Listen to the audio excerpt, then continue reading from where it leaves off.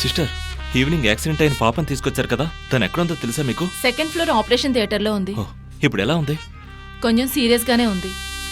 Thank you. Okay.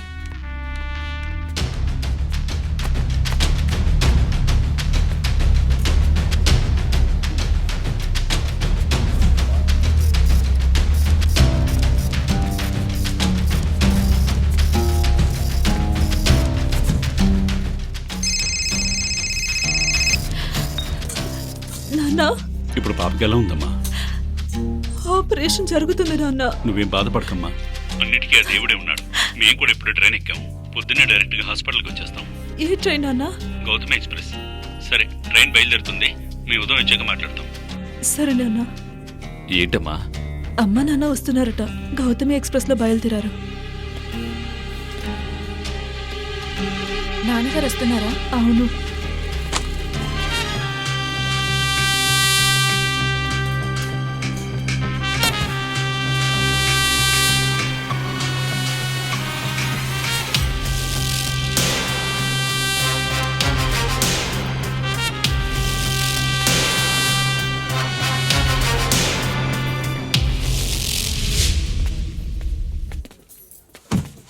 డబ్బులు కట్టేశాను నాన్న.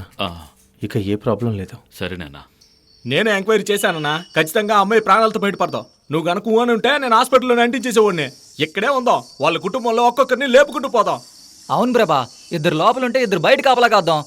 ఎవడో ఒకడు బయటకు వస్తాడు కదా, అప్పుడు లేపు పడేద్దాం. వద్దుగునా, ఇప్పుడు లేపడం రిస్కే. అన్నా, ఏంటన్న రిస్క్? కుమార్ కోసం ఏ రిస్క్ అయినా చేద్దామన్నా. పిచ్చి పట్టినట్టు మాట్లాడుకో. లోపల చూసావు కదా ఎంతమంది జనం ఉన్నారో. కొంచెం ప్రశాంతంగా ఉండవు. తెల్లారిగట్ల హాస్పిటల్ అంతా నిద్రలో ఉంటుంది. ఆ టైమే ఉపయోగించుకోవాలి. శేఖర్, నువ్వు అని తీసుకుని బయలుదేరావు. అలాగేనా? కరెక్ట్గా తెల్లారిగట్ల 3 గంటలకి ఇక్కడే మీట్ అవ్వాలి. తెల్లవారుగానే వాడు కుటుంబంలో చావును చూడాలి. గుణ, వెళ్దాం పదా.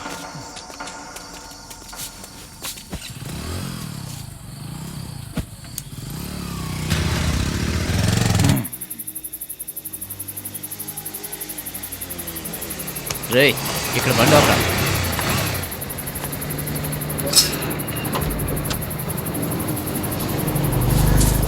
త్వరగా ఎక్కరా. పోనీ.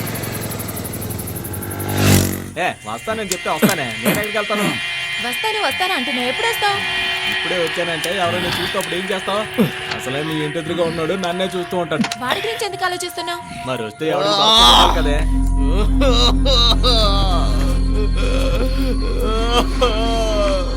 అరవకరా, ఎవరొకరు వచ్చేస్తారా.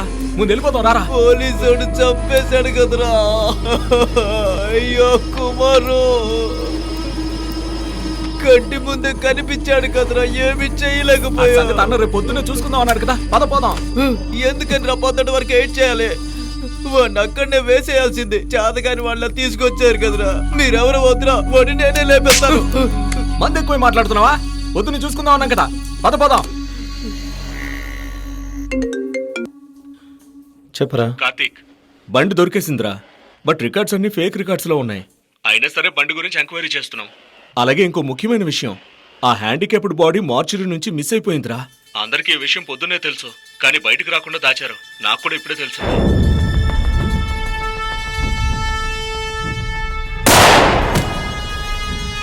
ఎందుకన్నా మంచిది మీరు కొంచెం జాగ్రత్తగా ఉండండి.